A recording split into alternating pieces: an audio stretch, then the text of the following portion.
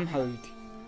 አንድ ነገር ልጠይቅህ ነበር ምን ነበር የወይዘሮ ዘምዘም ልጅ ከድርን አወቀው እኚህ ጉሊት የሚሸጡ ጎረቤታችን ናቸው አይደል አዎ አውቃቸዋል እና ምን ሆኑ ልጃቸው ጀርመን ገባለው ብሎ ባጋቾች ተይዟል እና 1 ሚሊዮን ካልከፈላችሁ እንገለዋለን ብለዋል እናትየው እንዴት እንደሚያሳዝኑ በጣም ያሳዝናሉ ምን ይደረጋል አላህ ይርዳቸው ነው እንግዲህ እኔ እንኳን ያሰብኩት ፍቃድ ከሆነ እኛ እንድናገዛቸው ነበር ምን አትቆጣ እንጂ ውዴ አላህ ከሚወዳቸው መልካም ነገሮች አንዱ መስጠት ነው ደግሞ ይሄን ስጦታ የሰጠን አላህ ነው የሰጠነስ እንደሆነ ዝም ብለን በሆነ ባልሆነ መበተን አለብን ብክነት حرام መሆኑን አታቂም አቃለው ግን የምንሰጠው ካለንና ለተቸገሩ ሰዎች ነው ይሄ እንዴት ነው ብክነት ሊሆን የሚችለው በይ ስነ ስርዓት ይኖርሽ እኔ እንደሆነ እንዴትና መች ማውጣት እንዳለብኝ ጠንቅቄ ማውቅ ሰው ነኝ ተግባባን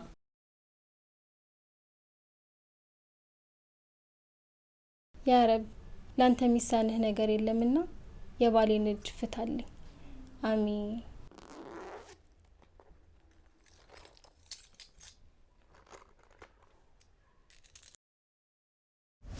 አሁን መዞር ትችያለሽ እንዴ በአላህ ምንድነው አፉ በለኝ ውዴ ገንዘብ ለዚህ ካልሆነ ለመቼ ይሆናል ልጄ ምን ያረክም አላህ በሰጠ ጸጋ መስግነህ ለተቸገሩ ካልሰጠ እንዴት ነው ከሙእሚኖች ጎራ መሆን የምትችለው ስለሰገድክና ስለጾምክ ብቻ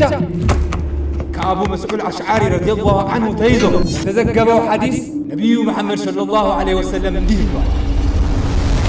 ቀናት በሁለት ነገሮች ካልሆነ በስተቀር አይፈቀድም አላህ ቁርአን ሰጥቶት በቀንም በማታም የሚቆምበት በሆነ ሰውና አላህ ገንዘብ ሰጥቶት በቀንም በማታም ወጪ በሚያደርግ ሰው ላይ እናንተስ ለምን ለመልካም አትቀና ምስኪንን ካልረዳ ዝምድናን ካላስቀጠል ባለ ተብቃቀህ አልহামዱሊላህ ካላልክ የማን ነኝ ልትል ነው ኃጢያቱ ባንተ ብቻ እንዳያበቃ ደግሞ ምንም የማታቀው ምስኪኗ ሚስትህንም የወንጀል ተባባሪ አደረገ ሐሳቧ ምንም መልካም ቢሆንም የባሏን ሐቅ ሳታሟላ ያንተን ፍቃድ ሳትጠይቅ ታገዘች እኮ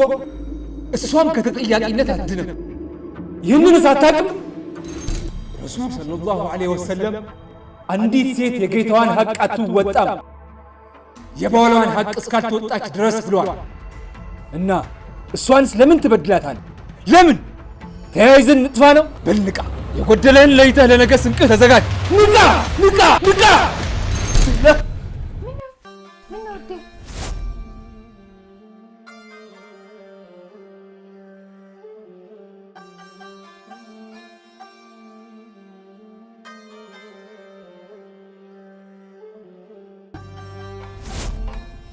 አፉበይን ውዴ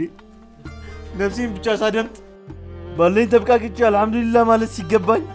አንቺንም የገፈጤ ቀማሽ አረኩሽ ያ ረብ